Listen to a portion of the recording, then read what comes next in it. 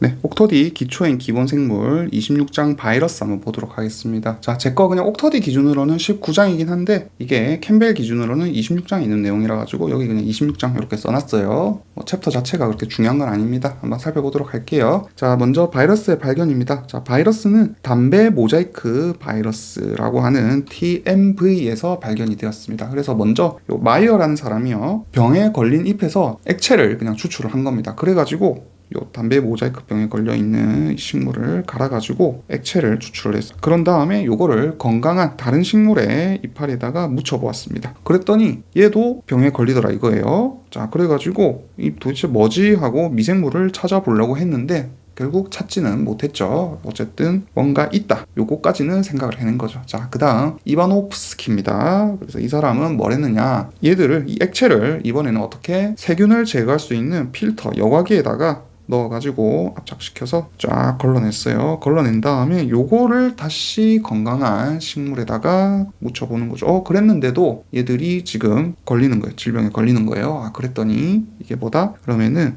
이게 세균을 걸러낼 정도로 작은 필터에 통과시켰는데도 이렇게 병에 전염성을 가졌다는 것은 아마도 더 작은 세균이거나 혹은 독성 물질이 일으켰을 것이다, 이렇게 생각을 했죠. 자, 그 다음 베이에 링크라는 사람은 뭘 했느냐. 자, 이 사람은 담배 모자이크병에 걸린 식물에서 추출한 액을 건강한 식물에 이렇게 다시 문질렀어요. 요 과정까지 합니다. 똑같이 했어요. 자, 그랬더니 어쨌든 정상 식물이 감염이 됐죠. 자, 그래가지고 요 식물을 다시 똑같은 과정을 하는 겁니다.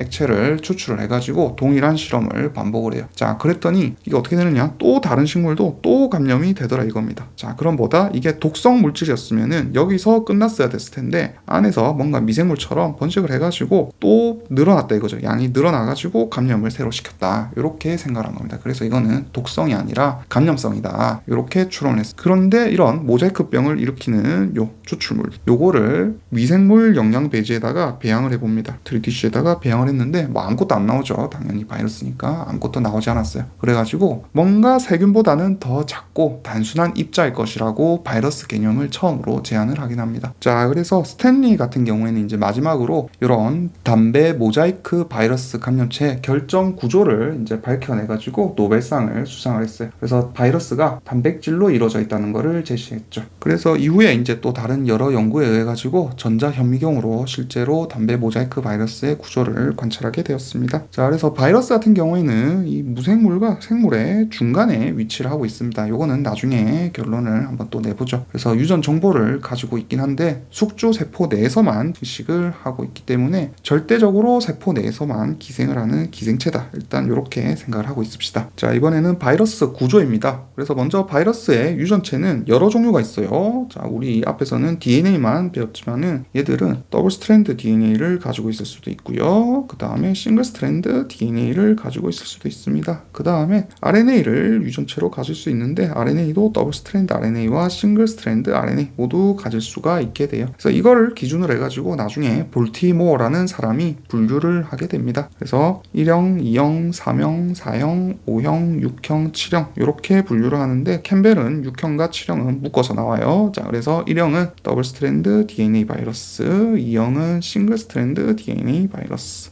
3형은 더블 스트랜드 RNA 바이러스, 4형은 싱글 스트랜드 RNA 바이러스. 자, 5형 같은 경우에는 싱글 스트랜드 RNA 바이러스인데, 자, 얘들은 플러스, 즉 싱글 스트랜드 RNA 자체가 바로 얘들이 단백질을 만들어낼 수 있는 애들. 그 다음에 싱글 스트랜드 RNA 마이너스입니다. O형은 얘들은 한 번 더 거쳐가지고 싱글 스트랜드 RNA 플러스를 감염된 세포 내에서 만든 다음에 단백질을 만들어내는 애들. 자, 그 다음에 6형하고 7형은 뭐 묶어서 배워도 되긴 합니다. 근데 약대에서는 나눠서 배워요. 어쨌든 자, 6형 같은 경우에는 싱글 스트랜드 RNA 바이러스긴 한데 레트로 바이러스입니다. RT 바이러스 이렇게 표현을 해요.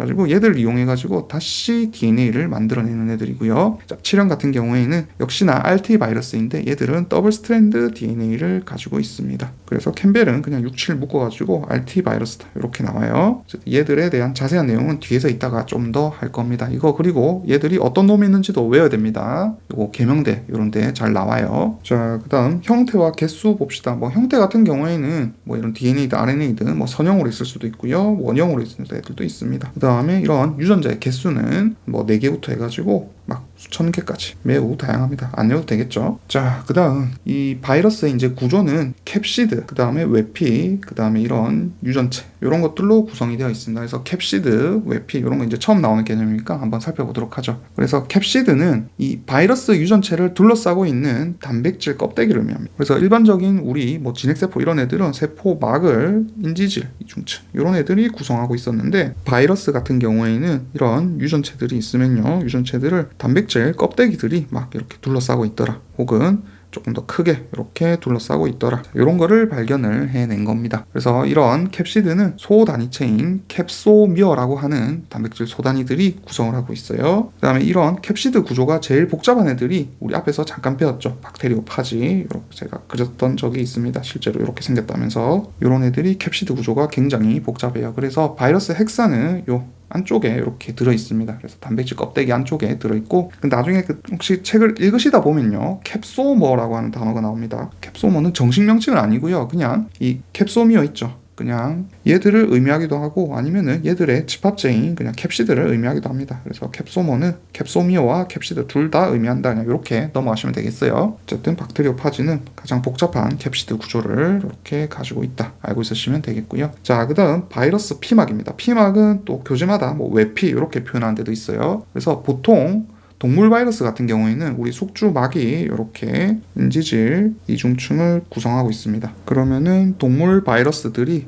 자, 얘들이 빠져나갈 때 요 막을 획득을 해가지고 자기들도 이런 막을 가지고 나가게 되는 거죠. 그래서 바이러스가 가지고 있는 이런 피막 혹은 외피는 주로 다른 세포에서, 즉 숙주 세포에서 얻은 거다, 이렇게 생각을 하고 있으시면 되겠습니다. 자, 그래서 얘들 이런 바이러스 모양이 캠벨에는 크게 한 4가지로 이렇게 나눌 수 있는데 조금만 살펴볼게요. 먼저 담배 모자이크 바이러스 TMV. 자, 얘들 같은 경우에는 싱글 스트랜드 RNA 분자를 캡소모가 이렇게 둘러싸고 있는 이런 모양을 가지고 있습니다. 이런 게 층을 이루고 있어요. 이 안쪽으로 RNA가 이렇게 들어가 있습니다. 자, 이게 TMV 바이러스 모양이고요. 자, 그 다음에 아데노 바이러스가 있습니다. 자, 얘들은 구조가 좀 그리기 어렵긴 한데 정20면체 구조를 가지고 있어요. 그래가지고 얘들이 이런 식으로 쭉 무슨 모양인지 아시겠죠? 이런 식으로 정20면체 구조를 가지고 있습니다. 그래서 지금 둘러싸고 있는 얘들이 지금 캡시드고요. 바깥으로 크롭이라고 하는 피버를 조금 가지고 있습니다. 이런 식으로 뾰족뾰족 튀어나와 있어요. 그리고 내부에는 더블 스트랜드 DNA를 가지고 있습니다. 안쪽에 더블 스트랜드 DNA가 들어있어요. 자, 이런 거 외워야 돼요. 아데노바이러스는 더블 스트랜드 DNA다, 이런 거. 자, 그 다음에 또 유명한 거 독감 인플루엔자 바이러스, 캠벨은 그냥 독감 바이러스 이렇게 나오기도 합니다. 그래서 얘들은 아마 구조를 보셨을 거예요. 대충 보신 적 있을 겁니다. 이렇게 동그랗게 생겨가지고요. 자, 바깥쪽에 유라미니데이즈 혹은 헤마글루티닌 이런 표면 당 단백질들을 막 가지고 있습니다. 그리고 얘들의 단면을 살펴보게 되면은 안쪽에 M1이라고 하는 단백질을 가지고 있어요. 조금만 그릴게요. 자, 이런 애들을 가지고 있는데 얘들이 바이러스의 골격을 이제 유지하고 있습니다. 그 다음에 M2라고 하는 단백질이 있는데 일종의 양성자 통로 역할을 하는 단백질들을 가지고 있어요. 자, 얘들은 HA, 즉 헤마글루티닌 혹은 NA, 유라미니데이즈 이런 애들을 가지고 있습니다. 자, 그리고 안쪽에는 8개 정도 되는 마이너스 RNA 하고요. 마이너스니까 당연히 싱글 스트랜드겠죠. 얘들이 유클레오 프로테인이라고 하는 애들에 이제 붙어가지고 이렇게 존재를 하고 있습니다. 자, 그 다음 캠벨에 또 나오는 구조 하나가 T4 박테리오파지 구조입니다. 자, 얘들 구조는 제가 몇 번 그려줬죠. 그래서 이런 정20면체 머리 하고요. 자, 이 구조라 생각하시면 돼요. 이런 머리 구조를 가지고 있고, 이와 함께 중간에 몸통과 함께 꼬리 섬유라는 놈을 가지고 있습니다. 여기에 이제 내부에 있던 핵산을 안쪽으로 다른 세포에 이렇게 딱 붙어가지고요, 안쪽으로 밀어넣을 수 있는 꼬리를 이렇게 가지고 있어요. 안쪽에는 더블 스트랜드 DNA를 가지고 있습니다. 참고로 지금 T4 이랬는데 뭐 T4 말고도 뭐 T2, T6 이런 애들도 있거든요. 그래서 T짝수파지 이렇게 불러요. 얘들은 T짝수파지들은 거의 구조가 유사합니다. 우리 그리고 앞에서 그 DNA 유전 물질 규명할 때요, 인하고 황에다가 방사선 동위원소 처리해가지고 썼던 거 기억나시죠? 그때 제가 박테리오파지 처음 말했는데 그때 파지는 T4 아니고 T2였습니다. 자, 이런 거 조금 디테일 잡고 넘어가도록 합시다. 자, 그래서 우리 이때까지 구조 세포 잠깐 살펴봤고요. 이번에 이런 바이러스들이 어떻게 증식하는지 그 과정 한번 살펴보도록 합시다. 그래서 바이러스는 숙주세포 안에서만 증식을 할 수 있고, 그리고 그 숙주도요, 숙주 범위라는 게 있습니다. 호스트 레인지 이렇게 표현을 하는데, 자기가 감염시킬 수 있는 숙주가 정해져 있어요. 예를 들어가지고 뭐 홍역 바이러스나 소아마비 바이러스, 폴리오 바이러스 이런 애들 같은 경우에는 사람만 감염시킬 수가 있습니다. 자, 그 다음에 감기 인플루엔자 바이러스는 사람, 조류, 돼지 이런 애들만 숙주로 가질 수가 있어요. 그래서 보통 조류 같은 경우에는 자연계에서 이 인플루엔자 바이러스들이 저장되는 장소, 그 다음에 돼지 같은 경우에는 유전자 재조합으로 사람에게 감염될 수 있는 바이러스가 만들어지는 장소, 그리고 사람에게 이제 질병을 일으키게 되는 거죠. 뭐 지그시 사람 입장에서 본 거긴 합니다. 그리고 특히 또 이런 인플루엔자 바이러스 같은 경우에는 또 감염되는 위치가 있어요. 아무 때나 막 감염되는 게 아니고 사람의 상기도에 감염을 시키게 됩니다. 그게 사실 우리 앞에서 아까 배운 헤마글루티닌이라는 단백질이 있는데, 자, 얘들이 원래는 알파 23 시알릭 애시드를 가지고 있어요, 조류에서는. 그런데 이 돼지 안에서 얘들이 바뀌면서 알파 26 시알릭산을 가지게 됩니다. 그러면서 사람 상기도에 막 감염을 시키게 돼요. 그래서 숙주 특이성을 획득하게 되는 거고요. 자, 그 다음에 뭐 에이즈 바이러스 같은 경우에는 사람 중에서도 TH 면역세포만 감염을 시키게 됩니다. 자, 얘는 뭐 이름만 그냥 한번 봐두세요. 요런데 이제 감염을 시키는구나, 이렇게 알고 있으시면 되겠습니다. 자, 그래서 일반적으로 바이러스가 증식하는 과정 한번 살펴보도록 합시다. 맨 먼저 숙주를 인식을 해야겠죠. 그래서 아까 뭐 인플루엔자 바이러스 같은 경우에는 이런 헤마글루틴 이런 걸 이용해가지고 세포가 있으면요, 자, 세포막에서 어떤 숙주 표면에 어떤 수용체 단백질이 있을 때 이 바이러스가 얘들을 이렇게 딱 인식을 하게 되는 거죠. 자, 그러면 어떻게 얘들이 이제 안쪽으로 이렇게 쏙 하고 들어오게 됩니다. 그러면 어떻게, 자, 요 안에서 이제 산성 환경에 노출이 되죠. 그러면서 얘들이 아까 M2 단백질 이런 걸 가지고 있다 했죠. 이런 걸 통해 가지고 수소가 막 들어오게 됩니다. 손안에서 수소가 들어오게 되면은 안쪽에 M1 단백질들이 이제 결합이 약화되면서 바깥으로 RNA를 막 방출하게 돼요. 그래서 뭐 얘들 같은 경우에는 마이너스 싱글 스트랜드 RNA니까 이 RNA를 주용으로 사용해가지고 얘들에서 다시 플러스 싱글 스트랜드 RNA를 만들어내고 다시 단백질을 만들어낼 수가 있겠죠. 얘들을 통해 가지고 다시 또 마이너스 싱글 스트랜드 RNA를 만들어낼 수 있을 거고요. 자, 이런 거를 다시 합친 다음에 바이러스가 완성이 돼 가지고 다시 밖으로 빠져나가게 됩니다. 자, 빠져나가게 될 때 지금 인플루엔자 얘기합니다. 얘들은 유라미니데이즈라고 하는 효소가 요 결합 과정에서 빠져나가는 과정에서 작용을 하게 됩니다. 그 다음에 뭐 만약에 얘들 말고요, DNA 바이러스다. DNA 바이러스 같은 경우에는 숙주세포의 DNA 폴리머레이즈를 이용해가지고 바이러스 DNA를 직접 복제해가지고 유전체를 만들어낼 수도 있겠죠. 그래서 바이러스 유전체 합성 요까지 지금 살펴본 거고요. 그 다음에 바이러스 유전자 발현, 이것도 사실 여기서 본 겁니다. 이렇게 싱글 스트랜드 RNA를 뭐 DNA로부터 어쨌든 만들어낸 다음에 단백질을 발현을 시키는 거죠. 그리고 여러 가지 자기가 필요로 하는 단백질들을 만들어내거나 바이러스가 가지고 있는 단백질들을 또 합성을 하게 됩니다. 그리고 나서 이런 바이러스의 핵산 분자하고요. 그 다음에 뭐 캡소미어 이런 것들도 단백질이죠. 이런 거를 만들어가지고 새로운 바이러스가 자, 이런 식으로 다시 합쳐져가지고 얘들이 합쳐져가지고 자가 조립돼서 밖으로 방출되게 됩니다. 이게 일반적인 바이러스의 증식 과정입니다. 자, 이번에는 아까 우리 T4 독성 파지 이런 거 배웠죠. 자, 그런 애들 지금 증식하는 과정을 한번 살펴보도록 합시다. 그래서 파지의 증식 과정 입니다. 이렇게 생긴 애들. 자, 얘들은 용균성 생활사 이런 거 하고요. 그 다음에 용원성 생활사 이런 과정을 겹치게 됩니다. 그래서 이런 거를 둘 다 가질 수 있는 거를 또 온건성 파지, 템퍼레이트 파지 뭐 이렇게 부르기도 합니다. 뭐 그거는 이따 뒤에서 다시 얘기할 얘기고요. 자, 밑에 지금 나와 있는 거는 독성 파지라고 제가 적어놨죠. 독성 파지는 뭐냐면은 이런 T4 파지처럼요. T4 파지들은 완전히 용균성 생활사만을 거치게 됩니다. 그래서 이 용균성 생활사가 뭔지 한번 살펴보도록 하죠. 그래서 용균성 생활사는 파지가 증식할 때 그냥 숙주세포를 파괴시켜버립니다. 그러면서 계속 생활사를 이어나가는 거예요. 자, 그래서 파지가 대장균 같은 놈들을 이렇게 감염을 시키게 되면은 안에서 DNA 복제를 하고요. 그 다음에 다시 DNA를 조립을 한 다음에 파지를 만들어가지고 바깥으로 빠져나오는 거. 그냥 숙주는 그냥 죽어버려요. 자기가 복제를 막 하게 되면은. 그래서 이런 T4 파지 같은 경우에는 보통 유전자가 한 300개 정도 유전자를 가지고 있거든요. 그래가지고 대부분 이런 유전자들은 숙주세포의 기구를 이용해가지고 원래 가지고 있던 숙주세포, 대장균 같은 놈들이 가지고 있던 DNA 폴리머레이즈 이런 걸 이용해가지고 복제하거나 뭐 RNA 폴리머레이즈 이런 걸 이용해가지고 전사하고 아니면은 뭐 번역하고 이런 과정을 일어나게 됩니다. 요 내용이었고요. 자, 그 다음에 요 파지 DNA 같은 경우에는 만약에 얘들이 들어오면은 외래 물질로 인식해가지고 원래는 세균들이 부숴버릴 수 있겠죠. 부숴버릴 수 있는데 이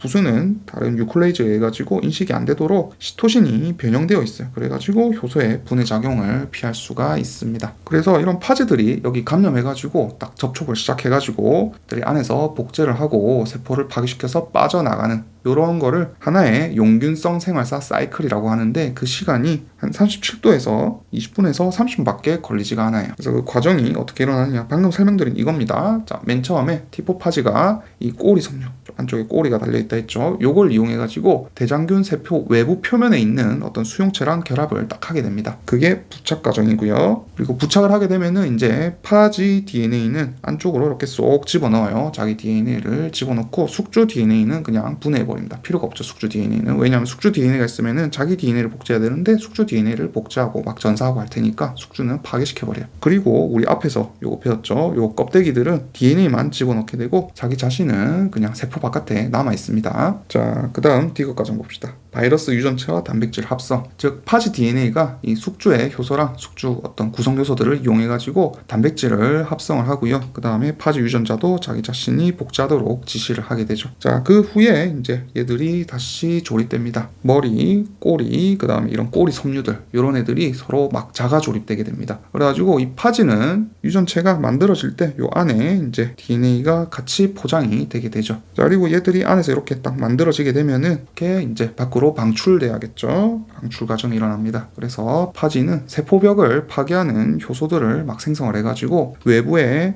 액체들이 안쪽으로 이렇게 들어올 수 있도록 유도를 하게 됩니다. 그럼 얘들이 빵 터지겠죠. 팽창해가지고 터지게 되면은 이런 입자들이 한 100개에서 200개 정도 다시 바깥으로 방출되게 됩니다. 이런 과정을 용균성 생활사 이렇게 불러요. 그냥 뭐 얘들이 그냥 들어가가지고 감염시키고 얘는 파괴하고 자기는 복제해서 나오고 이런 과정을 거친 거죠. 자, 하지만 이런 숙주세포를 파괴하지 않고 그냥 파지 유전체를 그냥 복제하는 생활사를 거치는 애들도 있습니다. 자, 그런 거를 용원성 생활사, 그래요. 아까는 균이 들어갔고 뭔가 해로워 보였죠. 하지만은 원이 들어갑니다. 뭔가 좀 부드러워 보이죠. 그리고 이런 용균성 생활사랑 용원성 생활사를 둘 다 가질 수 있는 애들을 온건성 파지 이렇게 부른다 했어요. 대표적으로 이런 람다 파지가 있습니다. 그래서 뭐 용균성 생활사는 할 것도 없어요. 방금 앞에서 설명한 거 똑같습니다. 보통 그리고 람다 파지도 용균성 생활사를 거치긴 해요. 그래가지고 세균에 이렇게 세포가 있으면은 거기에 자기들이 들어가가지고 아까랑 똑같이 고리 모양의 DNA를 이렇게 만들어가지고 자손 파지들을 막 만들어내기 시작합니다. 복제를 하는 거죠. 그리고 이걸 통해 가지고 단백질들도 만들어내고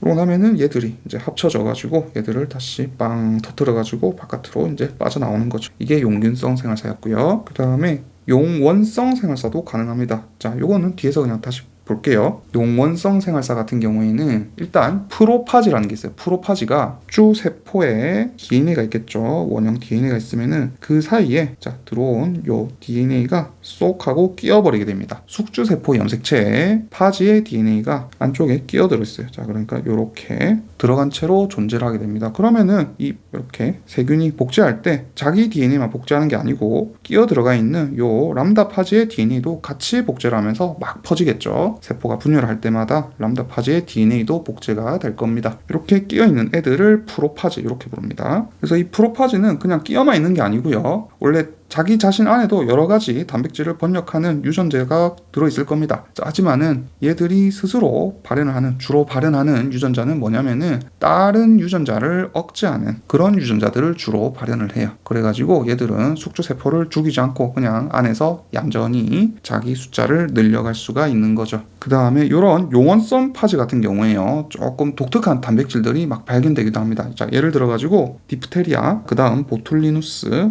독소, 그 다음에 뭐 성홍열, 자 이런 것들 다 질병을 일으키는 거죠. 참고로 보톨리누스는 식중독을 일으킵니다. 그래서 나중에 배울 테지만 얘들 다 지금 세균입니다. 디프테리아 같은 경우에는 코린네 박테리움 디프테리아라는 원인균이 있고요. 얘들이 이제 디프테리아 톡신이라고 하는 독소를 만들어내고, 보톨리누스 같은 경우에도 클로스트리디움 보톨리늄이라고 하는 세균이 원인이고, 성홍열 같은 경우에도 스트랩토코커스 피오제네스 이런 애들이 에리스로제닉 톡신이라고 하는 독소를 만들어내요. 뭐 지금 적진 않을게요. 뭐 나중에 눈에 발라 이런 거 보시면 다 적혀 있습니다. 하여튼 이런 독성 물질을 만들어내는데 그냥 요 세균 자체가 막 만들어내는 게 아니에요. 얘 세균은 죄가 없습니다. 누가 원인이냐면은 얘들을 감염시키고 있는 프로파지가 있어요. 그랬을 때 이 프로파지에 얘들의 독소를 만들어내는 유전자가 들어있어가지고 얘들이 독소를 생성하게 돼요. 그래서 보통은 이런 프로파지들은 요 미생물 안에 들어가가지고요, 염색체 안에 삽입돼가지고 이렇게 잘 살아갑니다. 복제하면서. 그럼 자기 숫자를 막 늘릴 수 있죠. 이렇게 살아가는데, 이제 만약에 어떤 UV 혹은 뭐 방사선 이런 외부 돌연변이 물질이 막 이렇게 온다든지, 자기가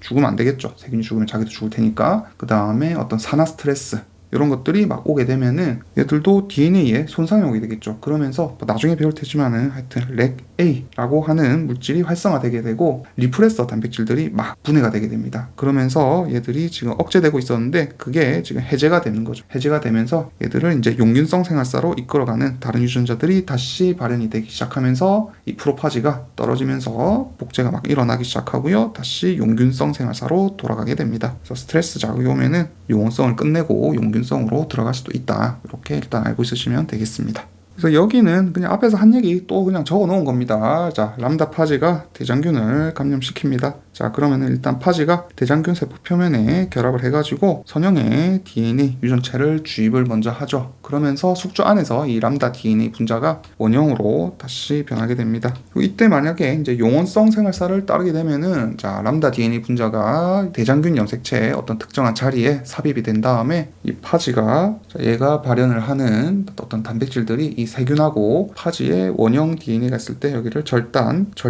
이렇게 해주게 되는 거죠. 그래가지고 잘라가지고 서로 연결까지 시켜주게 됩니다. 얘들이 다 어디서 나왔다? 요 파지 DNA가 만들어낸 단백질에서 나온 것들이 절단해주는 작용까지 할 수 있다. 그리고 연결까지 해줄 수 있습니다. 그리고 여기서 이제 뭐가 나온다? 억제성 단백질들이 나와가지고 대부분의 유전자를 그냥 다 억제를 시켜버려요. 그래가지고 요 람다 파지는 더 이상 세균 세포 안에서 발현이 안 되고 그 상태 그대로 존재하면서 대장균이 얘들이 분열할 때마다 자기도 복제돼가지고, 이게 지금 세균 안에 있는 겁니다. 세균 안에서 자기가 또 복제돼가지고 염색체도 똑같이 이렇게 복제를 하게 되는 거죠. 그러다가 아까처럼 스트레스가 오게 되면은 자기 자신이 억제하는 과정이 사라지게 되면서 얘들이 끊고 뿅 하고 나와가지고 다시 람다 파지 형태의 입자를 만들어내게 되고 뚫고 나와가지고 다른 좋은 환경에 가가지고 살려고 밖으로 빠져나가게 됩니다. 그러면은 어떻게 용균성 생활사가 시작되는 거죠. 그러면서 얘들이 이제 다른 세균을 감염시키면은 이런 식으로 들어가는 게 아니라 그냥 들어가자마자 다시 막 복제를 해가지고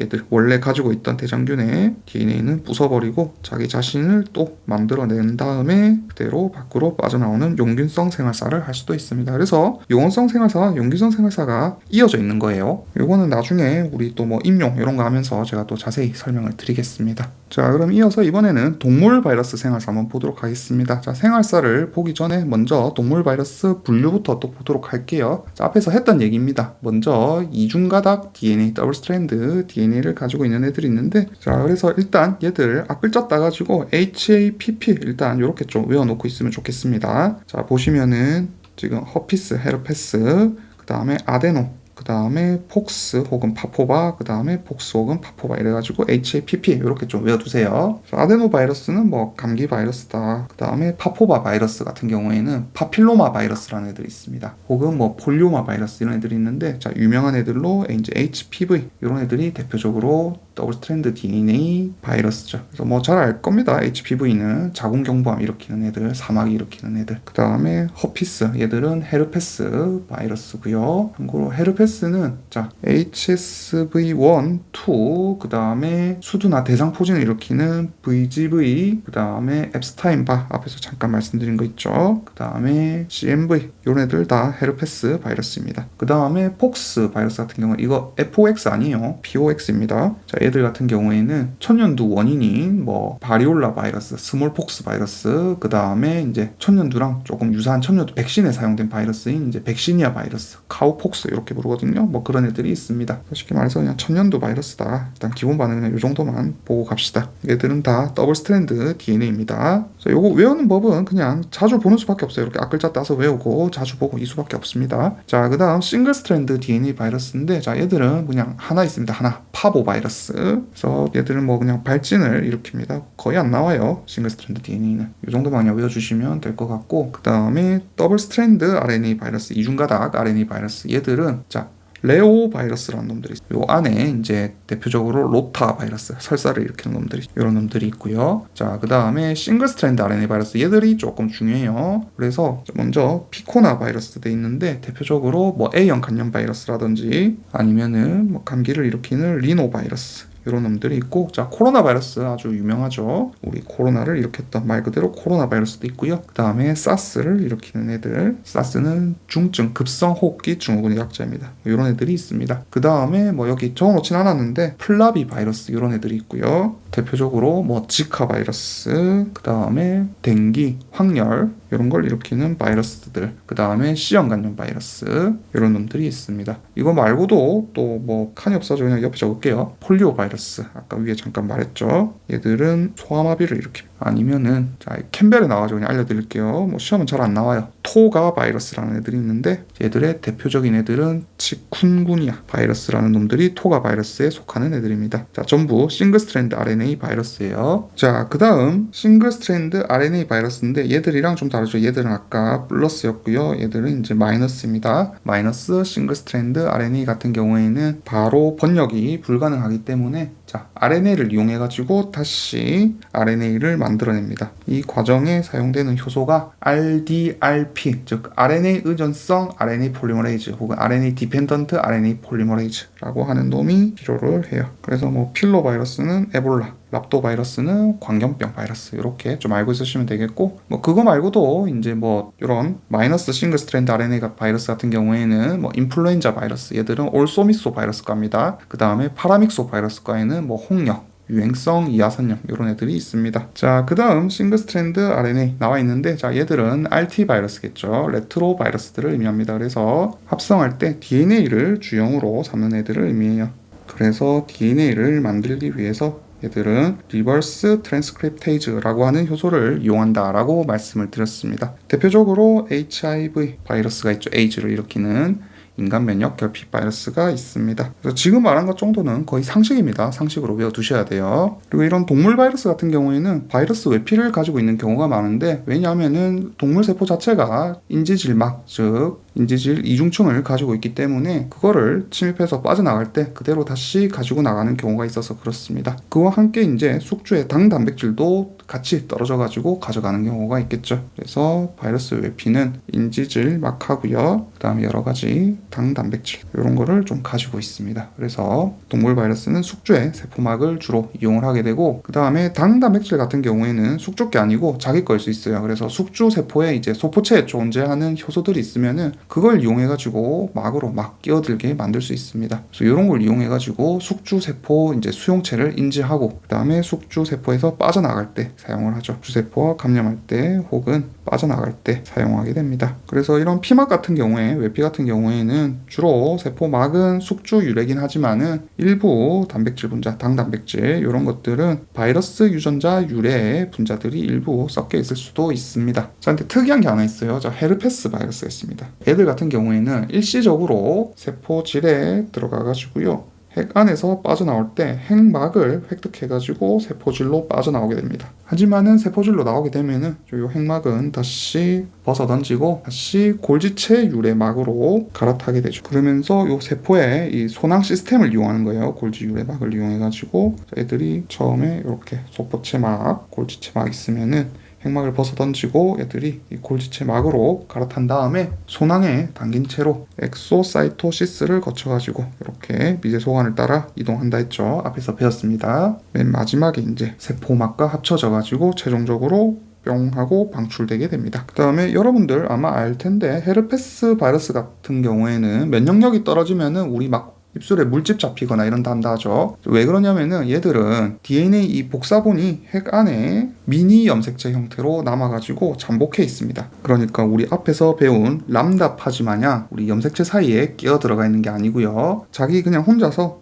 원형으로 이렇게 미니 염색체, 다른 말로 에피좀 이렇게 부릅니다. 이런 형태로 핵 안에 존재해서 잠복해 있습니다. 그러다가 이제 숙주한테 스트레스가 오게 되면은, 스트레스는 정신적 스트레스도 포함하는 거예요. 자, 이런 상황이 오게 되면은 이 바이러스가 생성이 막 활발해집니다. 자기가 막 복제를 하면서 번역을 해요. 그러면서 또 다른 세포들로 옆으로 가가지고 감염을 시키는 거죠. 그럼 어떻게 이제 입술 같은 부위에서 이제 물집 혹은 생식기 부위에서 물집 이런 것들이 발생하게 됩니다. 참고로 이런 외피를 가지고 있는 피막 바이러스들은요, 지금 세포막을 가지고 있죠. 그렇기 때문에 꼭 세포를 용균성 바이러스 마냥 파괴하지는 않아도 됩니다. 그래서 용균성 파지하고는 조금 나오는 방법이 차이가 있어요. 이런 거 좀 잘 봐두세요. 무조건 파괴하지는 않습니다. 그냥 뽁 하고 빠져나오는 거예요. 물론 얘들이 막 활발하게 증식을 하게 되면요, 그때는 세포의 손상이 축적이 되기 때문에 세포가 사멸하는 경우도 있긴 있습니다. 하지만은 일반적으로는 세포막이랑 융합을 해서 빠져나가기 때문에 비파괴적으로도 빠져나갈 수 있다. 하지만은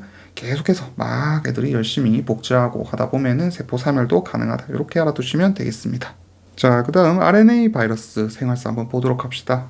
지금 보면은 싱글 스트랜드 RNA 바이러스 일부 그룹되어 있는데, 자, 요거는 뭘 의미한 거냐면요, 자, 양성가닥 바이러스, 요런 애들을 의미한 거고, 양성가닥 바이러스는 유전체 RNA가 직접 메신저 RNA로 작용을 하는 경우를 말합니다. 그 다음에 싱글 스트랜드 RNA 바이러스의 다른 그룹, 자, 음성가닥 말하는 거죠. 자, 얘들 같은 경우에는 직접 메신저 RNA로 작용할 수가 없기 때문에 상보적인 RNA 가닥을 먼저 합성을 해요. 그러면 얘들이 메신저 RNA로 작용을 할 수도 있고요. 요걸 이용해 가지고 추가적으로 다시 마이너스 RNA를 만들어낼 수가 있겠죠. 여기서는 이제 단백질이 만들어질 거고, 얘랑 얘를 이용해 가지고 바이러스가 다시 되는 겁니다. 얘 같은 경우에는 여기서 단백질이 만들어지면은 여기서 이제 다시 상보적인 플러스 RNA를 만들어내고 얘와 얘가 합쳐져 가지고 바이러스가 되는 거고요. 뭐 어려운 내용 아닙니다. 당연한 내용이에요. 자, 그래서 이런 RNA 외피 바이러스의 생활사 봅시다. 이거는 아까 앞에서 본 그 인플루엔자 바이러스다 이렇게 생각하시면 되겠어요. 그래서 바이러스에 어떤 외피 단백질이 있으면은 얘들이 숙주세포 막에 있는 또 다른 단백질과 인식을 합니다. 수용체 단백질이 되겠죠. 이런 애들과 인식을 하면서 숙주세포 속으로 쏙 하고 들어올 수 있게 됩니다. 그럼 사실 얘들이 외피만 있는 게 아니고요, 안쪽에 이런 캡시드 단백질들도 같이 가지고 있어요. 자, 그러면서 이 세포의 효소들이 막으로 쏙 들어왔죠. 쏙 들어왔을 때 이렇게 이제 합쳐져 가지고 들어오겠죠. 쏙 들어오면은 안쪽에 캡시드 얘들을 이제 막 분해를 해버리는 겁니다. 그러면은 안에 있던 이런 유전체들이 바깥으로 방출이 되는 거죠. 그러면 이 RNA가 이제 지금 RNA 바이러스니까 RNA가 플러스냐 마이너스냐에 따라 가지고 이런 서로 다른 생활사를 가지게 될 겁니다. 어쨌든 뭐 이든 저든 메신저 RNA를 만들어내겠죠. 메신저 RNA에서 단백질을 합성을 해낼 거고요. 이런 단백질 중에는 뭐 외피 단백질이라든지 아니면은 캡시드 단백질 같은 것들이 막 나오겠죠. 그러면은 그런 애들이 이제 다시 소포를 통해 가지고 당 단백질들이 이제 원형질 막으로 다시 운반이 될 겁니다. 그러면은 그 안에서 이제 조립되어 있던 이런 바이러스들이 외피를 얻고 바깥에는 당 단백질 같은 거를 막 부착한 상태로 뿅 하고 빠져나가게 되겠죠. 그래서 새로운 바이러스가 다시 만들어지게 될 겁니다. 이런 생활사를 또 반복하게 되겠죠. 자, 이번에는 레트로 바이러스 한번 살펴보도록 합시다. 자, 얘들은 그냥 에이즈 바이러스다 이렇게 생각하시면 되겠어요. 자, 싱글 스트랜드 RNA 바이러스를 가지고 있는데, 특징이 바이러스가 있을 때 그 안에 이제 캡시드 구조와 함께 싱글 스트랜드의 RNA를 가지고 있고요. 여기에 뭘 가지고 있냐면은 리버스 트랜스크립테이즈라고 하는 역전사 효소를 같이 가지고 있습니다. 그래가지고 얘들이 나중에 감염을 하게 되면은 얘들이 자신의 RNA를 이용해 가지고 DNA를 만들어낼 수 있게 돼요. 그래서 그 생활사 한번 살펴보도록 할게요. 자, 맨 먼저 이렇게 바이러스가 있을 때, 자, 여기 막에 이렇게 단백질들이 막 박혀 있습니다. 당 단백들이 박혀 있는데 얘들이 구조를 잘 살펴보게 되면은 막이 있을 때요. 이렇게 길쭉한 단백질 하나하고 그 다음에 바깥에 이렇게 생겨 있는 단백질이 같이 붙어 있습니다. 그래서 얘들 이름이 뭐냐면은 자 먼저 바깥쪽에 있는 얘 이름은 GP120이라고 하는 놈이고요. 자 안쪽에 있는 얘는 GP41이라고 하는 놈들이 있습니다. 그래서 먼저 요 바깥에 있는 요 GP120이 자 사람 세포가 있을 때 특히 세포 중에서 앞에서 말씀드렸죠. TH 세포를 감염시킨다 했습니다. 이 TH 세포의 수용체 중에 CD4라고 하는 놈이 있어요. 자, 얘가 인식을 해가지고 먼저 부착을 하게 됩니다. 자, 그 후에 어떻게 되느냐? 요 GP41을 통해 가지고 막이랑 퓨전을 하게 돼요. 그래서 얘는 부착과 관련된 애고 얘는 퓨전과 관련된 애다. 이 정도는 좀 외워두시면 좋을 것 같습니다. 자, 그럼 어떻게 되냐? 얘들이 다시 막이 이렇게 붙으면서 안으로 쏙 들어오게 되겠죠. 그러면서 RT도 같이 들어오게 될 겁니다. 자, 그러면은 밖에 이 캡시드는 분해가 돼요. 안쪽에서 분해가 되고 단백질이니까 RNA들이 빠져나갑니다. 자, 이때 레트로바이러스, 즉 에이즈 바이러스의 RNA는 플러스 싱글 스트랜드 RNA입니다. 자, 하지만은 얘들이 그대로 단백질을 번역하는 게 아니고요. 자, 요 RT가 어떻게 DNA로 다시 역전사를 해주게 됩니다. 자, 이때 이 DNA는 완전히 RNA 정보를 온전하게 가지고 있는 애들입니다. 이런 애들을 컴플리멘터리 DNA, 즉 cDNA 이렇게 불러요. 그래서 얘들은 인트론이 빠져있는 애들입니다. 완전히 RNA로부터 RNA를 주용을 해가지고 DNA를 합성했기 때문에 인트론이 빠져있는 애들을 cDNA다 이렇게 불러요. 자, 어쨌든 더블 스트랜드의 DNA를 만들어내게 됩니다. 자, 그럼 어떻게 하느냐? 얘들이 인테그레이즈라는 효소를 이용해가지고 자, 핵 속에 숙주에 DNA 염색체가 있으면은 요 사이에 얘들이 끼어가지고 들어가게 됩니다.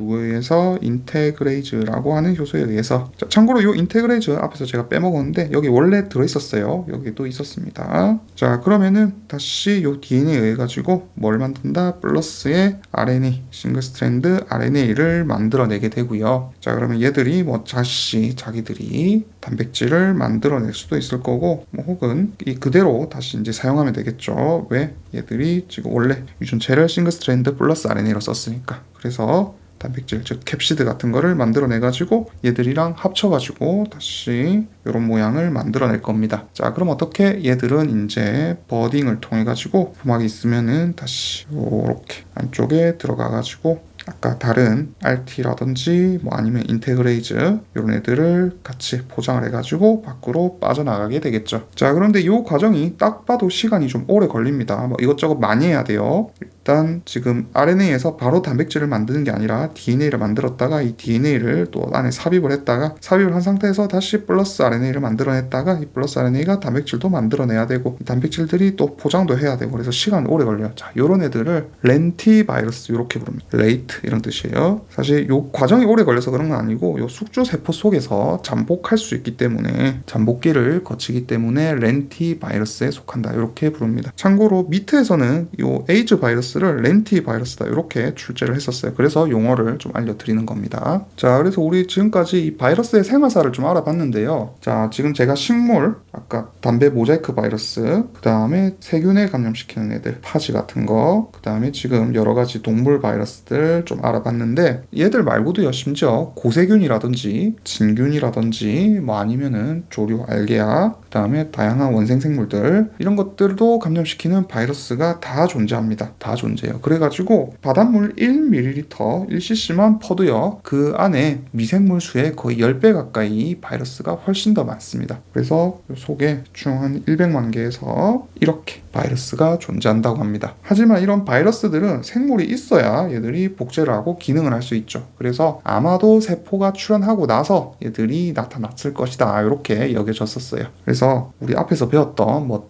트랜스포전 아니면 세균 속에 있던 플라스미드 따로 존재했었죠. 그런 애들이 바이러스로 발전한 게 아닐까 이렇게 생각을 하고 있습니다. 근데 바이러스가 아까 TMB 여기서 봤지만은 크기가 엄청 작다고 여겨졌지만 사실 최근 연구에서는요 이제 미미 바이러스라 해가지고 더블 스트랜드 DNA 바이러스가 있는데 얘들 같은 경우에는 크기가 거의 400나노미터 정도 돼요. 정 20면체 캡시드에 들어가 있습니다. 캡시드 바이러스고 크기가 거의 뭐 세균이랑 유사해요. 독감 바이러스보다 인플루엔자 바이러스보다 거의 뭐 100배 정도 더 많은 한 120만 개 정도 되는 염기를 가지고 있고 안에 유전자 자체는 한 1000개 정도 있다고 합니다. 그래서 이런 유전자 안에 살펴보니까 일반적인 세포한테서만 발견되는 단백질들이 뭐 DNA 수선이라든지 번역 아니면은 단백질 폴딩 즉 접힘 그 다음에 다당류를 합성하는 단백질 유전자들도 막 가지고 있었던 거죠. 자, 그리고 최근 10년 동안에 이제 크기가 훨씬 더 큰 거의 얘보다 두세 배 가까이 큰 한 1000나노미터 정도 크기의 바이러스도 발견이 됐습니다. 참고로 더블 스트랜드 DNA 바이러스고요. 이 크기가 뭐 거의 진핵세포보다 더 큰 경우에요. 작은 진핵세포보다 훨씬 더 큽니다. 그런데 웃긴 게 이 DNA의 유전자 서열을 조사해 보니까 기존 생물에 존재하던 유전자랑 거의 상관없는 유전자가 한 90% 이상 발견이 된 거예요. 그래서 이름을 뭐라 붙였냐면은 판도라 바이러스 이렇게 붙였습니다.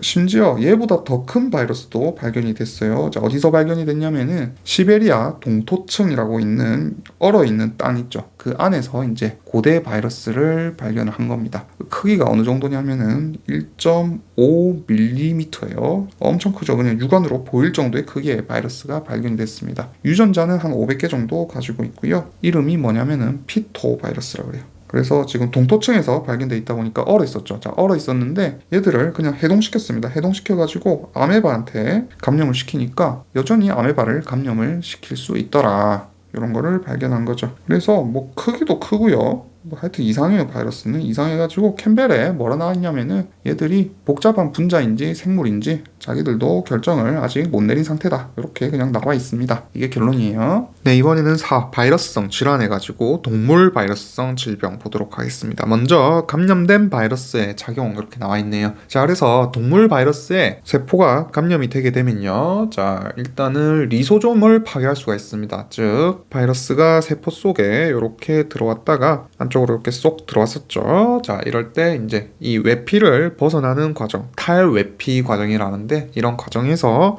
리소좀이 파괴가 된다든지 혹은 얘가 세포가 지금 바이러스에 감염되게 되면은 에이포토시스가 일어날 수 있습니다. 혹은 세포 괴사가 일어날 수 있어요. 따라서 안쪽에 있던 리소좀들이 파괴되면서 이 주위에 리소좀 분비 물질들을 막 분해가지고 다른 세포까지 피해를 입힐 수가 있습니다. 그 외에도 바이러스 자체에 의해가지고 독소를 생성하기도 하고요. 아니면은 독소를 가지고 있는 이런 피막 단백질들을 만들어가지고 독성 역할을 하게 되기도 합니다. 자, 그래서 이런 바이러스들은 또 백신이 있습니다. 그래서 면역계를 촉진해가지고 해롭지 않은 병원성 미생물 변이체를 통해가지고 바이러스 감염 질병을 예방할 수 있어요. 대표적으로 이제 백신이 있는 바이러스들은 천연두, 그 다음에 폴리오, 즉 소아마비, 그 다음에 풍진홍역, 그 다음에 유행성 이하선염, 그리고 비형간염 이런 놈들이 있습니다. 자, 그런데 이거 나중에는 심화 과정에서 뭐까지 외워야 되냐면은 이게 또 생백신, 사백신 이렇게 나뉘거든요. 그거는 나중에 가르쳐 드릴게요. 그거 각각 또 구분해가지고 외워야 돼요. 그게 사실 시험에 나왔습니다. 다음 중 사백신이 아닌 것은, 다음 중 생백신이 아닌 것은 뭐 이런 식으로 나올 수가 있어요.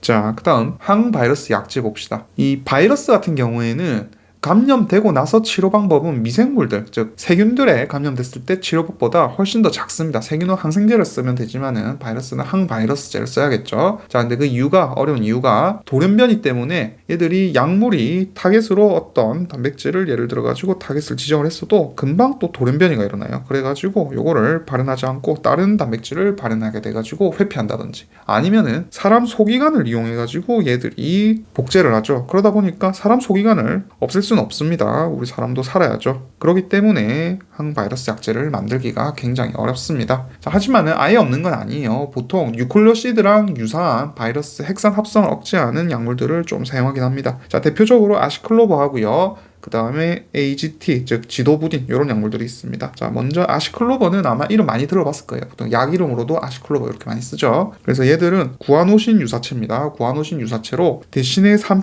쪽에 OH가 없어요. OH가 없어요. 자, 이러면 어떻게 되느냐. 자, 얘들은 그리고 첫 번째로 바이러스 티미딘 카이네이즈에 의해 가지고 1차적으로 인산화가 되고요. 그 다음 숙주세포의 키나즈에 의해 가지고 2차, 3차로 인산화가 또 일어납니다. 자, 이게 교재마다 뭐 어떤 거는 또 바이러스 키나즈 가지고 인산화가 일어난다. 어떤 거는 숙주 키나즈 가지고 인산화가 일어난다. 이렇게 나와 있는데 자, 이게 1차, 숙주가 2차, 3차입니다. 뭐 그냥 헷갈리지 말라고 알려드리는 거예요. 시험 나올 만한 내용은 아닙니다. 자, 어쨌든 이런 식으로 인산화되면은 얘들이 활성화가 되는데 자, 그러면은 어떻게 얘들이 이제 DNA 중합효소에 DGTP 대신에 들어가가지고 사슬을 종결시키게 됩니다. 즉 바이러스가 감염된 곳에서만, 바이러스 감염된 세포에서만 얘들이 작동을 하겠죠. 얘들은 바이러스가 만들어냅니다. 자, 그 다음 지도부딘입니다. 지도부딘. 얘들이 원래 풀네임이 3' 아지도 그냥 한글로 적을게요. 그 다음에 다시 3' 디옥시티미딘 해가지고 요거 그냥 줄여가지고 AGT 이렇게 불러요. AGT 이렇게 부릅니다. 참고로 아지도는 N3를 의미해요. 자, 어쨌든 중요한 건 이게 아니고 얘들도 지금 3' 디옥시티미딘이죠. 그래서 3'에 지금 OH기가 얘들도 없습니다. 자, 그러면은 아시클로버랑 비슷하게 작용하겠죠. 그래서 얘들은 숙주세포 효소가 얘들을 먼저 활성화를 시켜주고요. 그러면은 얘들이 어디에 작용하냐면은 HIV 같은 애들 있죠. 에이즈 바이러스.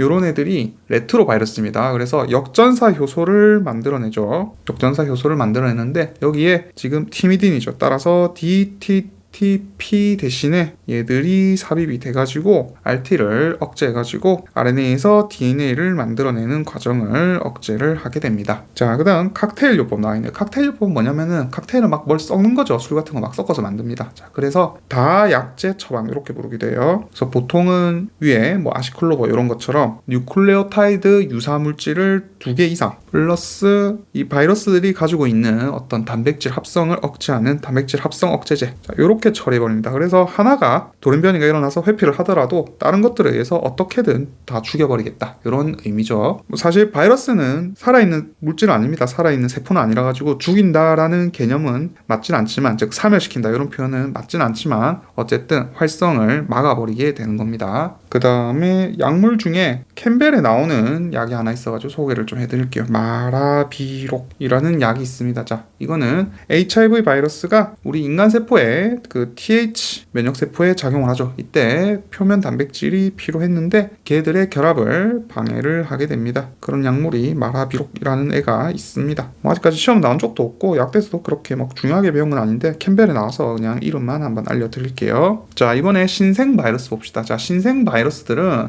한 1980년대부터 갑자기 막 새로 나타난 것처럼 보고되는 바이러스들, 뭐 이런 애들을 보통 신생 바이러스 이렇게 부릅니다. 바이러스 연구가 돼가지고 막 많이 찾아냈는데 어느 순간부터 갑자기 뭔가 유행을 해요. 그리고 찾아보니까 새로운 바이러스네, 이런 애들 있죠. 그런 거를 신생 바이러스 부릅니다. 그래서 종류들이 좀 정해져 있어요. 아까 우리 보고 온 뭐 에이즈 바이러스, 아니면은 그 모기를 매개로 하는 웨스트 나일 바이러스 이런 것도 있고요. 그 다음에 이런 웨스트 나일이랑 좀 비슷한 모기를 매개로 하는 플라비 바이러스 이런 애들도 있고, 그 다음에 우리 좀 유명한 애들 사스 갑자기 유행했죠. 그 다음에 출혈열을 일으키는 에볼라 바이러스, 그 다음에 뭐 치쿤구니아 바이러스, 아니면은 그 임산부가 감염되면은 신생아를 소두증을 만들 수 있는 지카 바이러스, 이런 애들이 신생 바이러스로 분류되고 있습니다. 자, 그래서 이런 질병이 출현 과정 이렇게 나와 있는데 어떻게 출현되냐면은, 자, 기존의 바이러스가 돌연변이 돼가지고 새로운 질병이 발생할 수 있습니다. 왜냐하면 RNA 바이러스 같은 경우에는 계속 말씀드리지만은 유전체를 복제할 때요, 교정 판독 과정, 프루프리딩이 없어요. 그래가지고 그냥 쭉 애들이 만들어냅니다. 복제할 때. 따라가지고 그냥 돌연변이가 훨씬 더 잘 발생을 하게 돼요. 자, 대표적으로 파보 바이러스가 있어요. 얘들은 원래 고양이에서 범백혈구 감소증이라는 걸 일으키는 바이러스입니다. 동물에 감염되는 바이러스인데 얘들이 표면 단백질이 변한 거예요. 자, 그러니까 어떻게 되느냐, 개한테 엄청 치명적인 바이러스로 바뀌어버리게 됩니다. 참고로 앞에서 제가 파보 바이러스 잠깐 언급한 적이 있는데, 그 사람에게 감염되는 파보 바이러스는 파보 바이러스 B19라 해가지고 얘랑 다른 놈입니다. 자, 그 다음 기존 바이러스가 다른 숙주로 옮아서 발생하는 경우가 있다. 자, 이렇게 있는데, 일단 작고 격리된 인간 집단에서 바이러스성 질병이 전파된다 되어 있습니다. 자, 예를 들면은 세계적으로 유행한 거 있죠. 뭐 예를 들면은 에이즈, 자, 이런 거는 이제 뭐 성생활이라든지, 아니면은 정맥 주사 할 때 주사 바늘을 재사용한다든지, 아니면은 해외여행 같은 것도 문제가 될 수 있죠. 걸린 사람이 막 엄청 멀리 해외여행을 쉽게 다니는 겁니다. 그러니까 전 지구적으로 막 퍼질 수가 있는 거죠. 세계적으로. 자, 그 다음 니은,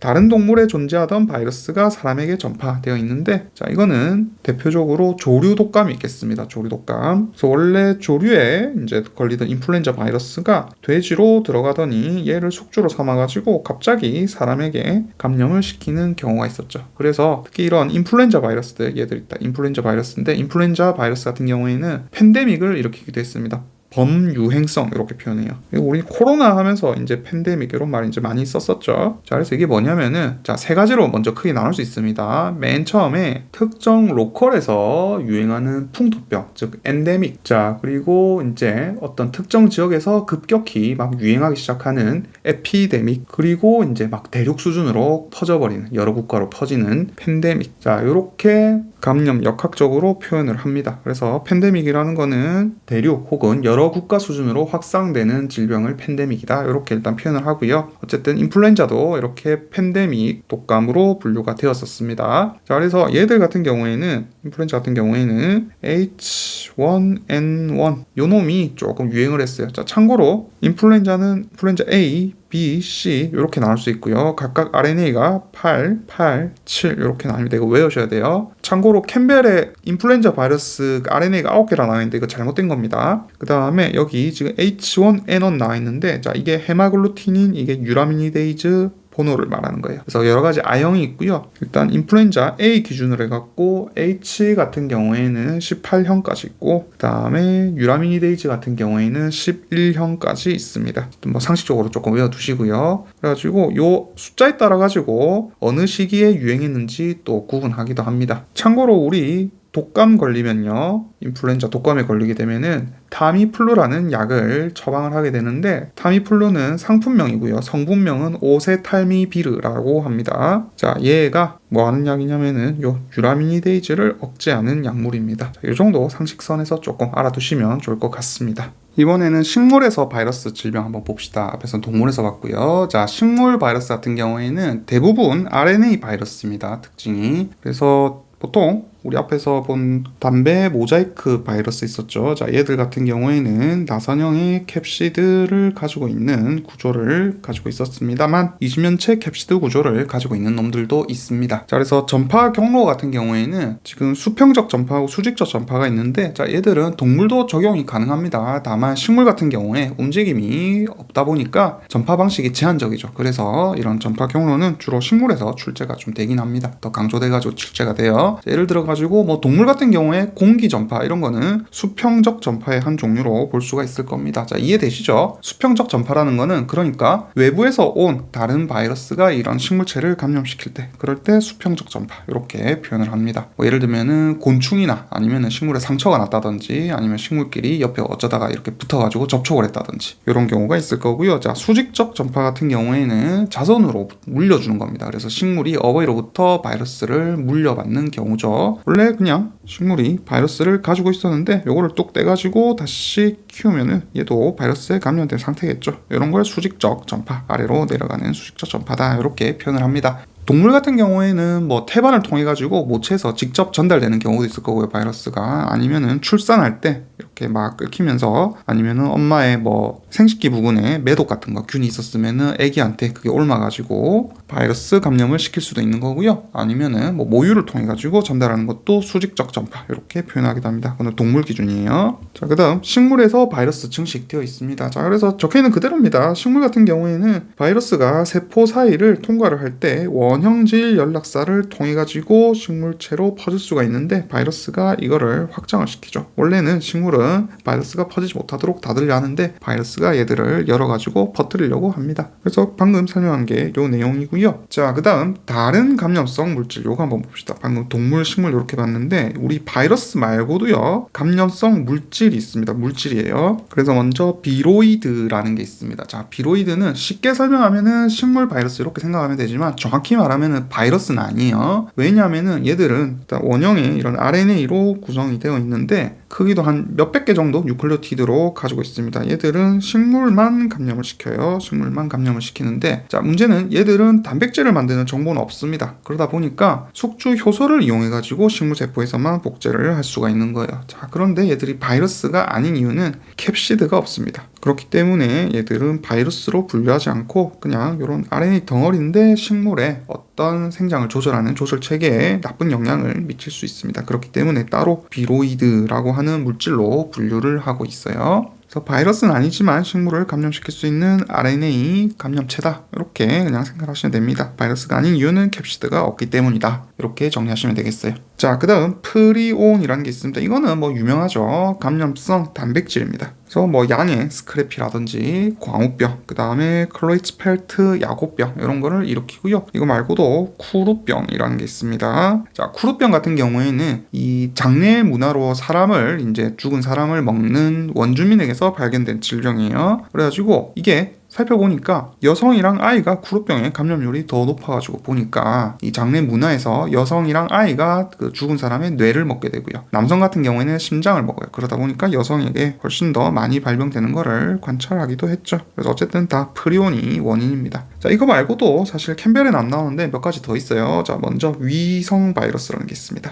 자, 얘들은 그냥 독자적으로는 절대 바이러스 같은 역할을 하지는 못하고요. 헬퍼 바이러스라고 하는 다른 바이러스가 있어야 증식할 수 있어요. 그래가지고 독립적인 어떤 감염체로 보기엔 조금 애매합니다. 자, 하지만은 얘들은 DNA 혹은 RNA 플러스 캡시드 일부 있는 놈도 있고 없는 놈도 있고 이렇게 구성이 되어 있고, 대표적으로 HDV 즉 D형 간염이라는 놈이 위성 바이러스의 대표적인 놈이에요. 그래서 얘들은 꼭 HBV 바이러스가 있어야지만 증식을 할 수 있는 놈들입니다. 뭐 나중에 시사하면서도 몇 번 얘기할 거예요. 자, 그 다음에 비로이드 유사체라 해가지고 바이로소이드 이런 물질이 있습니다. 자, 얘들도 이 비로이드하고 굉장히 유사해요. RNA 기반이고 캡시드가 없습니다. RNA 기반의 캡시드가 없습니다. 자, 그런데 얘들은 단독 증식이 불가능해요. 얘들은 비로이드는 식물에서 이 식물의 효소를 이용해가지고 단독으로 증식이 가능했지만 얘들은 식물에 들어가더라도 단독 증식은 불가하고요. 위성 바이러스처럼 다른 보조 바이러스가 필요합니다. 이런 놈들도 있어요. 자, 이번에는 세균의 유전학 한번 보도록 합시다. 자, 요거는 캠벨 27장입니다. 제가 요거만 살짝 빼왔어요. 27장 내용입니다. 자, 그래서 세균의 유전체와 복제되어 있는데요. 세균 같은 경우에는 우리 앞에서도 배웠지만은, 자, 세균이 있으면 안쪽에 핵양체라고 하는 단백질과 이중나선 DNA를 가지고 있고요. 그 외에도 플라스미드라고 하는 놈들을 이렇게 가지고 있다고 했습니다. 자, 그래서 얘들을 복제할 때 일반적으로 이런 환영의 DNA는 우리 복제 과정 배웠죠. 이렇게 복제하듯이 애들이 쏙 하고 오리씨부터 복제되는 하나의 방법이 있고요. 자, 그거 말고 회전환 복제라고 하는 롤링 서클 복제가 있습니다. 자, 요거는 뭐냐면은 이런 플라스미드나 아니면은 일부 DNA 바이러스, 그 다음에 파지 등이 사용하는 방법인데, 자, 보세요. 이렇게 원형의 DNA가 있습니다. 자, 그리고 이렇게 이중 나선의 DNA가 있는데, 자, 여기가 이쪽에 툭 끊어지는 거예요. 하나만 끊어집니다. 끊어지면 어떻게 되느냐? 자, 상부 중에 하나는 이렇게 있고요. 하나는 이렇게 있는데 끊어져가지고 이런 식으로 바뀔 수가 있을 겁니다. 그랬을 때 이쪽을 3', 이쪽을 5' 이렇게 하면은, 자, 여기는 다시 3' 끝에서 시작하니까 5'에서 또 3' 방향으로 이렇게 복제가 일어나고요. 자, 그 다음 반대쪽에서는 이쪽이 5'이죠. 그러니까 다시 5'에서 3' 방향으로, 여기는 5'에서 3' 이렇게 복제가 일어나게 됩니다. 자, 이 방향 잘 보세요. 여기가 3'입니다. 가정을 한 겁니다. 자, 그럼 이게 무슨 말이냐? 그럼 얘는 어디로 돌겠어요? 얘가 이렇게 뺑뺑뺑 돌겠죠. 얘가 뺑뺑뺑 돌면서 얘는 이렇게 쭉 풀어지는 거예요. 쭉 풀어지면서 복제도 이어가지고 요 방향으로, 그 다음 얘는 요 방향으로 이렇게 일어나게 됩니다. 이게 회전환 복제라는 거예요. 자, 그래서 세균에서 유전자 전달 및 유전자 재조합 과정 이렇게 나와 있는데, 자, 세균 같은 경우에는요, 그 표면에 뭐가 있냐면은 자기랑 비슷한 종이면은 비슷한 종의 DNA가 있다. 자, 그러면은 얘들을 표면에서 안쪽으로 DNA를 수송하는 단백질들을 가지고 있습니다. 그래가지고 내부로 이 DNA 유전체를 쏙 하고 삽입할 수가 있어요. 자, 하지만은 뭐 이콜라이 즉 대장균 같은 몇몇 세균들은 이런 과정이 일어나지 않습니다. 자, 참고로 이렇게 들어오는 거를 형질 전환 이렇게 불러요. 자, 그런데 대장균 같은 애들은 이런 게 잘 일어나지가 않습니다. 자, 그래서 인위적으로 요거를 해줄 수 있는 방법이 있는데, 자, 고농도의 칼슘 이온이 있는 배지에서 DNA 조각과 함께 대장균들을 배양하게 되면은, 자, 인공적으로 DNA 조각이 세포 안으로 들어가게 됩니다. 이런 현상이 관찰돼요. 이게 왜 그러냐면은 DNA도 사실 음전환을 띠고 있고 세포막도 인지질이라 음전환을 띠고 있죠. 거기에 칼슘이 끼어 들어가가지고 요 둘의 접근을 좀 하기 쉽도록 도와주는 역할을 하기 때문에 그렇습니다. 자, 그래서 이게 형질 전환이에요. 방금 설명드린 게. 그래가지고 형질 전환을 굳이 뭐 다시 정의를 하면은 살아있는 세균이 다른 세균의 대립 유전자를 포함을 해가지고 DNA 조각을 외부 환경에서 자신이 받아들이는 것. 그 후에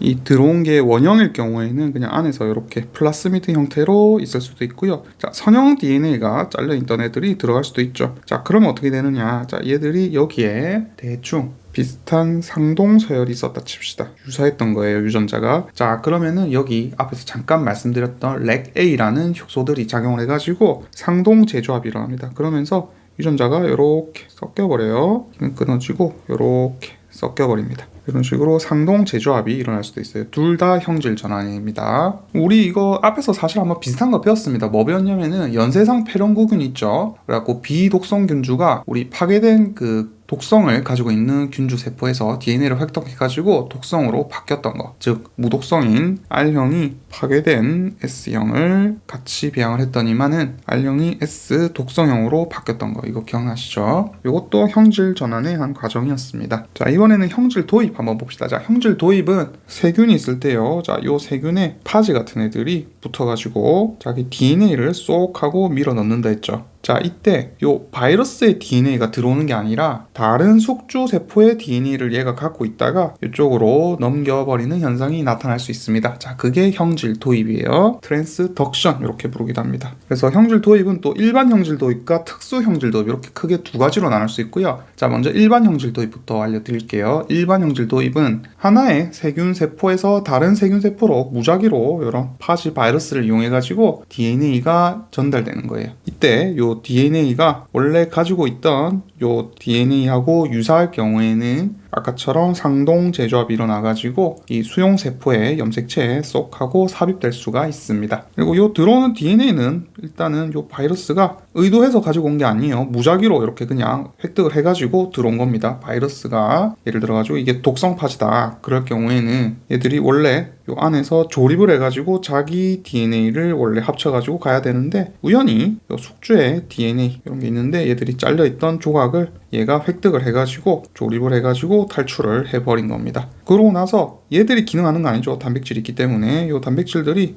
하면서 그냥 가가지고 쏙 하고 집어넣었는데 사실은 요 세균의 DNA였던 거죠. 그래서 지금 세균의 DNA를 가지고 있는 요 파지는 더 이상은 자기 자신은 이제 독성이 없는 거죠. 더 이상 자손 파지를 만들 수는 없을 겁니다. 하지만 이런 식으로 다른 세균에게 형질 도입을 일으킬 수 있는 거죠. 자, 그 다음 특수 형질 도입 봅시다. 그래서 이게 일반 형질 도입이었고요. 특수 형질 도입은 이 온건성 파지가 빠져나와가지고 새로운 숙주를 감염시킬 때 특수 형질 도입이 일어나는 거예요. 자, 그래서 온건성 파지 같은 경우에는 프로파지를 형성한다 그랬죠. 한쪽에 프로파지를 형성하고 있었습니다. 그래가지고 얘들이 원래 빠져나올 때 자기만 이렇게 빠져나와야 되는데 그 옆에 있던 숙주 염색체까지 요만큼 더 데리고 나와버린 거예요. 그리고 얘들이 이제 다시 조립이 돼가지고 옮겨가는데 DNA가 요만큼 더 있는 거죠. 그럼 어떻다? 세균에서 지금 요렇게 염색체가 있으면은 요렇게 들어오는데 요만큼은 바이러스 거지만 요만큼은 다른 세균 유래죠. 그래서 여기서 또 상동 재조합이 이렇게 일어날 수가 있습니다. 그래서 얘들은 유전자가 재조합되는 효율은 굉장히 높은 편인데 단점은 이런 프로파지 근처에 있던 유전자만 전달이 되겠죠. 그래서 어느 정도 한계가 있긴 합니다. 그래서 온건성 파지니까 뭐 람다 파지 같은 애들이 주로 일으킬 수 있을 거고 얘들이 끼어 들어가는 이런 특정 위치 유전자만 이렇게 잘 전달이 되겠죠. 자, 이번에는 마지막으로 접합입니다. 컨주게이션. 접합 같은 경우에는 자, 두 마리에 이렇게 세균이 이렇게 있으면은 유전 물질이 얘들이 착 붙어가지고 한쪽으로 이렇게 전달되는 현상. 이거를 접합이라 그래요. 그래서 DNA는 어느 한쪽이 공여 미생물이 요 수여 미생물 쪽으로 전달을 해주게 됩니다. 그래서 과정 같은 경우에는 자 봅시다. 공여 세포는 성선모를 이용해 가지고 수용 세포를 먼저 붙잡게 됩니다. 그래서 공여 세포를 보통 F+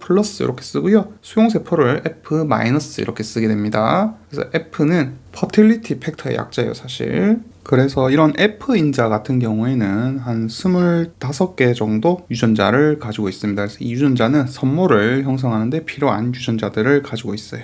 자, 그러면은 이 F+가 선모를 발현하는 유전자를 만들 수 있기 때문에 선모를 만들겠죠. 만들어 가지고 성선모를 F- 수용세포에 탁 부착을 한 다음에 얘들을 이제 다시 수축을 하는 겁니다. 끌어당겨요. 그러면서 일시적으로 이 성선모로 DNA가 지금 들어가는 거 아닙니다. 뭐 들어갈 수 있다고 밝혀지긴 했는데 일단은 지금 들어가는 거 아니고요. 다시 접합 통로라는 거를 형성을 해요. 접합 통로를 만듭니다. 자, 영어로 conjugation bridge 혹은 mating bridge 이렇게 부르기도 합니다. 그래서 이걸 통해 가지고 DNA를 전달합니다. 근데 뭐 최근 연구에는 어쨌든 이렇게 성선모가 형성됐을 때 쭉 끌어당긴 다음에 안쪽이 비어 있으면은 그 속으로 DNA가 통과할 수도 있을 것 같다라고 밝혀지긴 했어요. 하지만 시험에서는 어쨌든 요 접합 통로로 DNA가 옮긴다 이렇게 답을 하셔야 됩니다. 자, 그럼 제가 지금 성선모 하는데 이 성선모가 뭐냐? 자, 성선모는 말 그대로 세균끼리 이렇게 접합할 때 필요로 하는 선모를 성선모 이렇게 부릅니다. 이름은 성선모인데 사실상 선모예요.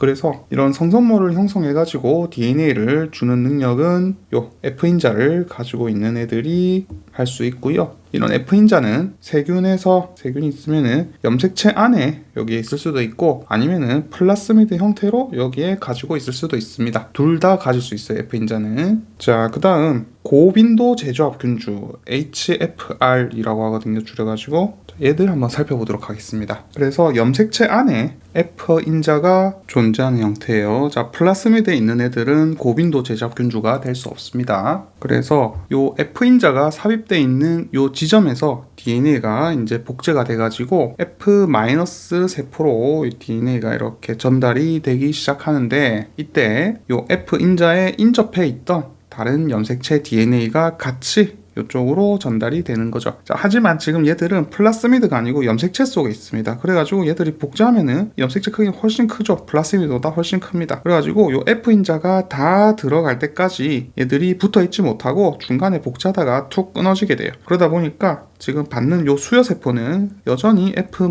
상태로 존재하고 얘는 여전히 F+ 상태로 존재하게 됩니다. 즉 접합이 일어날 경우에는요, 요 플라스미드가 보통 넘어가기 때문에 얘가 다시 F+가 돼요. F-가 F+를 받아가지고 F+가 되지만 고빈도 재조합균주 즉 HFR 같은 경우에는 여전히 F-는 F-로 남아 있습니다. 대신에 얘들이 받을 때 F+의 근처에 있던 다른 유전자를 염색체를 함께 받을 수가 있습니다. 그럼 어떻게 되느냐? 이게 원래 염색체에 있던 유전자죠. 그러다 보니까 F-가 가지고 있는 유전자와 상보적일 가능성이 높겠죠. 그래가지고 쭉 들어온 애들이 여기서 다시 이렇게 재조합이 일어나는 겁니다. 그래서 F+가 가지고 있던 유전자를 F-가 이렇게 획득할 수가 있게 되는 거죠. 이게 고빈도 재조합균주고 나중에는 뭐 여기 들어가는 단백질들까지 해가지고 조금 더 자세히 배우겠습니다. 어쨌든 19장 혹은 26장 바이러스는 여기까지 하도록 할게요. 수고하셨습니다.